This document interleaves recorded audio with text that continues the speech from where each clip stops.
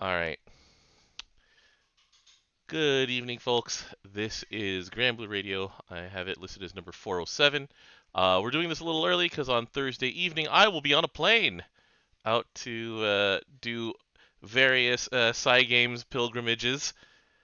And then we'll find out what happens the next week because he's still there. Yeah. When do you fly back out? I well, I fly on the 15th for not Japan, Right. Okay. and then I fly. What's it called? I fly out like June 10th. Okay. Yeah, we're doing a whole lot of travel these days, so Yeah, that keep one's gonna be things a a bit weird one liquid. because I go immediately to Hong Kong. Right. I've never been to Hong Kong. I hope you have a lot of fun, and we'll ask you about the food. I will tell you, man, that DJ set was probably good. You're only there for long enough to just do the DJ set and then go right back out? No, I'm there a day before. Okay. All right. So anyway, what we have going on is with Rise of the Beasts, we have the sixth of the characters from Rise of the Beasts, uh, That's all elements. with an asterisk that this is not a cardinal saint because the cardinal saints are related to the cardinal directions. Koku and Pijiu are Huanglong and Keelan, and so they don't count. Nope. Anyway, as the representation of Huanglong, though, Pijiu as a character, people are like, what is Pijiu gonna do? Well, What does Wong Long do? uh, It gives me meter at the start of battle. yep, 30% boost to light party members' charge bar, so a little version of Fairy's effect. Yep, and they don't stack Yep. because they're passive. They're the Mhm. same type. At battle start. It's so Mhm. surprisingly though. It stacks with Water Charlotta. Don't know why, Yeah. but it stacks with that. Um, we have auto revive at start, which is not a Huanglong thing. That's a Kaguya thing normally. But Yeah, that's not light. That's water. mhm. Um, and he's immune to zombie. And then there's something a little weird about this we'll get to later. Yeah, But there's an asterisk on him being immune to zombie. yeah. So Emissary of Creation though, that's one of the big features here. 10% boost to Night Code weapon skills. So if you are still a Luminaria equipper like me, then he'll be able to fit in the back of a few things. I mean, Um, it's not like you have that many backlines. yeah, having only one evoker means that a lot of the time you'll have space for something else back there, unless you have Grand Sandalphon, but you know not everyone does. I mean, even then. Yeah, true. All right. So what you actually do when you're this character. So this character is encouraged to have charge attack on because when you CA with Pijiu, he activates Skyrending Omnictus, which is the skill one. So it is 6 hits of light damage, and you get a stackable boost to everyone's charge attack damage and charge attack cap. Once you get to the thing to level 7, Mm-hmm. you only get the stacking light attack up. Before the level At 7 you pay. Yeah. Yeah. And he gets something called Cup of Radiance. And this is the important part. So Cup of Radiance is what you would call the wiki would call a 1.5 turn buff. So 2 turns That's for two. effectively. Oh, The turns activated and the turn right after. yeah. And Cup of Radiance says at the end of the turn, activate Sanctum Surge, which is 10% meter to everybody, get some HP back, remove a debuff, and as an additional thing, if it successfully removes a debuff, an additional 10 hits of light damage and 20% meter to Pijiu in particular. Yep, and when you're at level 9, also restores health by 1500. Mm-hmm. Just free. Yeah. So that's 2 turns of debuff removal when you CA, along with the actual hitting of the button itself. And given that this is 20% meter here, and you'll be getting some meter just from the active attacking or from various uplifts that are possible from just the light CA teams, then it is easy to keep this up like 2 out of 3 turns. With a little effort, you can keep it up nearly permanently. It's not even that much effort. Yeah. He replaces what usually is the flex spot on the meter gaining. hmm Especially with, well, so this is a 12 turn cooldown with no ways to cheat it, so it's actually a 12 turn cooldown. Aureate Grace, which gives everyone a shield. It gives everyone a 5,000 shield, 50% defense, 30% their damage lowered, and when it's at level 10, instant charge. hmm And then, does he have meter boost? No, he has healing up in his EMPs. So, like, on paper, this is very solid for just doing a bunch of things that want to throw debuffs at you. Um, it's very consistent at, Tico style, remove a debuff a turn. And then sometimes when the numbers line up, you remove 2 debuffs that turn. Uh, it's consistent. It is not bad, but then there were some of the asterisks that we were talking about, which is mostly in the way that the game is designed right now. So we were talking about how the immune to zombie. It works against one of the Celestes. The other one bypasses it because it ignores all everything. Yeah. So when we go into, like, we've been talking about this every time one of them comes out, each of the Cardinal Saints is pretty dang solid against their particular Magna 3. Well, Um, the thing is that because you're always getting hit by a debuff, mhm. that means that you're always going to remove a debuff. Right. Which means that you're going to get the 10 hits of light damage pretty consistently. Yep. But because the zombie from Celeste Aether Omega comes as a secondary effect of a different debuff that you get hit on you, and it counts as your character inflicting it on themselves, then it bypasses that zombie immunity. So against Celeste Aether in particular, then Pijiu will still be a zombie, which is It weird. doesn't matter. You're only healing yourself for 1,500. Right. So it still helps your Celeste when you don't have, like, you don't do the press Tico vaccine at the start of the fight and then start going, or you don't have, like, the transcended fief. That it still helps a lot against Celeste. And then, so with that matchup in mind, but also, like, what do you think about the rest of that character kit? It's pretty solid. Yeah. Like I have no objection about his kit at all. Yeah, pretty good defense, like gradual healing, um, like consistent debuff, like keep away. When you do something like play this character with Lumberjack when you're not CA looping, then he'll be slightly less consistent at hitting Sanctum Surge, but you know um, your Lumberjack portion will take care of like one a turn, and then he'll add in 2 or 3 sometimes. So just all around solid, especially for being a character that just requires a medium amount of effort. It takes a lot to uncap the Longsheen during not Unite and Fight, Rise of the Beasts. Like my average is about 600 Shenxian badges, and it's done. Um, but you know, now that it's a day past the release, it's actually pretty easy to just come in here, hit full auto once it actually loads in, do my one action that gets me a blue chest because it's really easy to do that. Sometimes it's just, attack or whatever, and then collect my Longsheen materials. Let's see what I get from this one. Hey, look, more Blessed True Gears. But anyway, um, so now we have all 6. Did you read the story of this yet or not yet?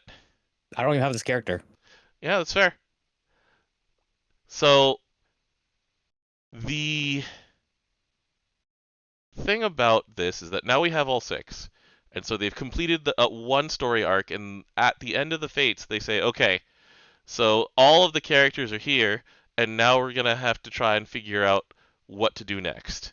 Like they leave it generally open, but not on a cliffhanger. So the question is, do you think they're going to continue this in future? I'm keep trying to say Unite and Fights, Rise of the Beasts, or do you think that they're going to be getting like a story event? Like, how do you think that they proceed with this? Probably story event, but please don't make it an anniversary. Hmm. Because you know how I feel about anniversary stories. Where they take too long?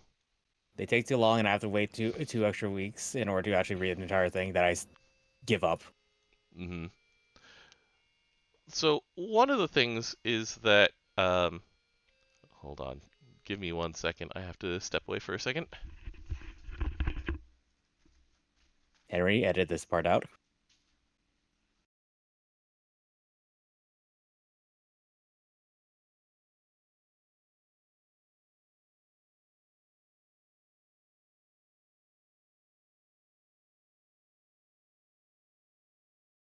How's everyone doing?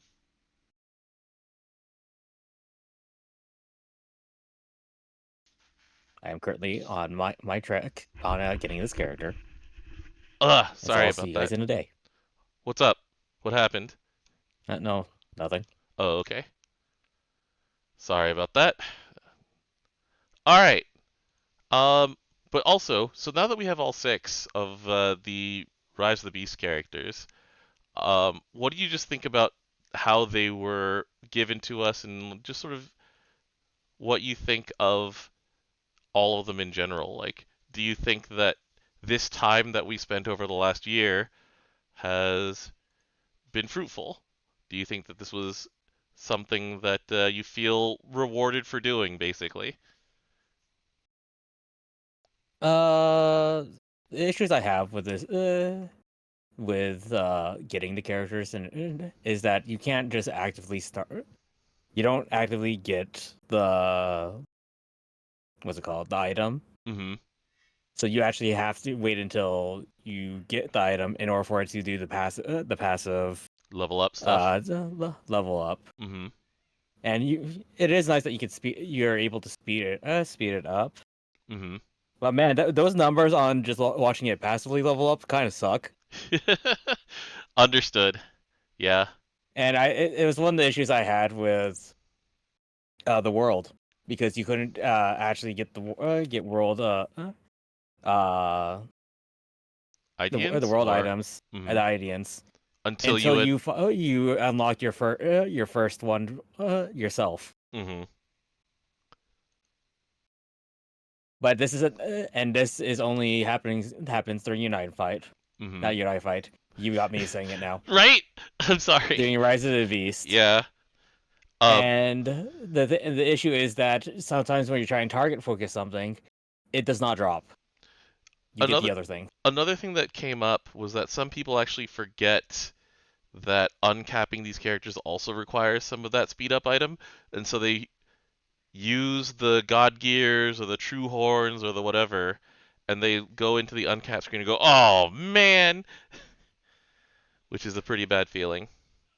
Yep. But yeah, And they're then if you missed out on it, you either use a resource you never wanted to use in your life on a character you could just done this for, or you have to wait for the next run and hope that the you're not going for an older item. mm-hmm. Because yeah, the uncap like the special things like the class roster or the whatever, like these. Yeah, this is the Negima one. People don't feel like they need to use these unless it's like a super actual way, way to save a lot of time, and it's not that for these ones. So yeah, there are some hitches in the process that aren't necessarily the greatest. Um, but I yeah. don't know. I feel like like they should at least like make a quote unquote side story so you can get the other characters Hmm. and not wait for the stupid events to come up. Yeah, especially since this is not that regular. Yeah.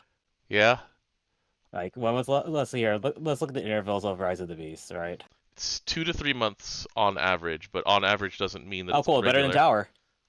Yeah, Tower they've ignored for a little while, quite intentionally. They said that they're coming to an end on that one, so Tower looks like it's winding down for sure. Oh, Uh, when was the last time we had Tower? Let's be honest. and then Rise of the Beasts. Let's see here.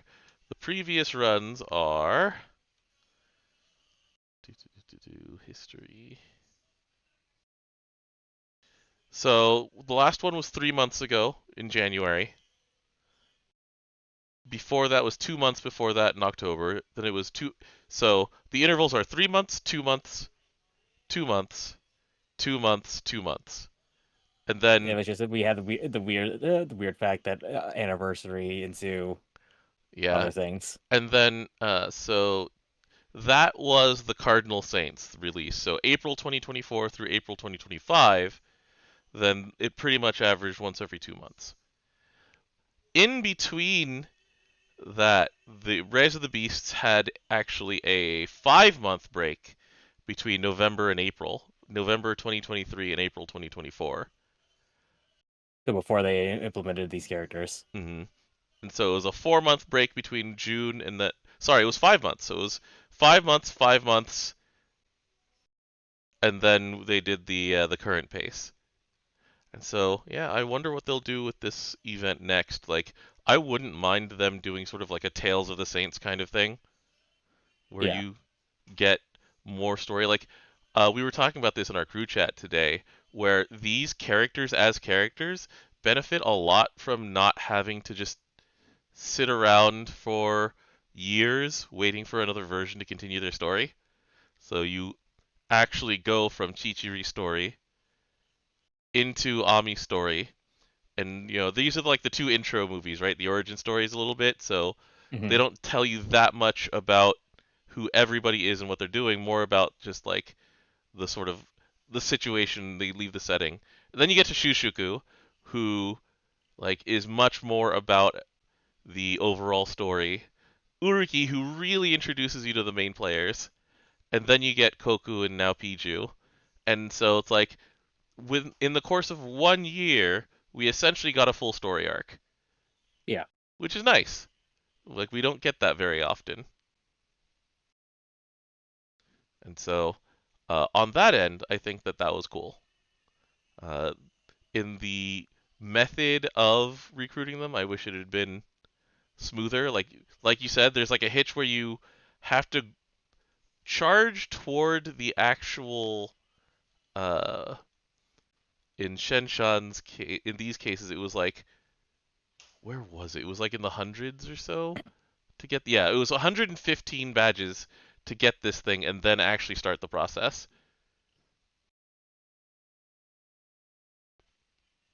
But anyway, so that's Pijiu. Pretty good. Yeah. And that's pretty much it. That's what we got. We'll pretty much be in cruise control until we next week. Over the next week, we'll find out what the next story event is. Pretty much everybody is expecting the continuation of Marionette Star slash Unbound Asterism. That would be Yeah, we'll cool. find out really soon. Yeah. But Uh, with the way they were doing it is like they better because literally you put the side stories you did a rerun with update to a character. yep. If they don't, I don't think people are gonna be happy. Nope. But they've definitely set everything in a row in order for this to happen. So we'll talk about that next time. Yeah, we'll see Until if the simple layup actually works. yeah, look, I've seen I've been people beef it. I've also I've been watching the NBA playoffs, who are supposed to be some of the best basketball players in the world, and some of them are still biffing the layups. But that said, we'll find out, and then I will have a lot to talk about when I get back because I get to go to Extra Fest. It's my first time going to an Extra Fest, and we only usually get one piece of news coming out of Extra Fests. Yep, and it's usually we have to find out from other people. Yeah, I'll be there this time. Yay! Anyway, it'll be fun. I'm And taking. meanwhile, the pamphlets is good for people who are still struggling trying to get into Lucy's. Mhm. The big thing is I need to go back and look and see when they plan for that matchmaking update to co-op, where you just say, I would like to join Lucy as Fire, and then it'll make a room for you. Hmm. But we'll see what happens from there. Yeah, Anyway. that one's actually really important because Mhm. like if you're making something that you need specific roles for, you have to like implement that. And Mhm. it just took them like 3 years because we needed that since like forever at this point. Mhm. Because they really wanted us since Hexa Yeah. be specific elements. Technically, they wanted us to do that during Super Ultimate Baja, but we started ignoring that like very fast. Yeah, but also there were people who were just like they did weird things at the beginning of V2 where only your MC element mattered, and then they started moving away from that design also. So, Well, that only happened with Super Ultimate Baja. yep. All right. So anyway, we are out for this week. Um, I will talk to you soon, DJ, and um, yeah, We'll figure out our your scheduling. plan while you're stuck over there during Golden Week. Yep. Hey, I enjoy being here during Golden Week, although this will be the first like standard Golden Week that I'm in Tokyo. The standard Golden Weeks, I've said this to you before, everyone leaves Tokyo in order to go on vacation. The one time I was in Tokyo for Golden Week, nobody left. Everybody stayed. So anyway, Yeah, I remember Joshua's tweet about one of the Golden Weeks where all the trains just weren't working that well oof. because everyone was trying to leave Tokyo. Yeah. All right. Anyway, we'll see you guys next time, and thank you very much.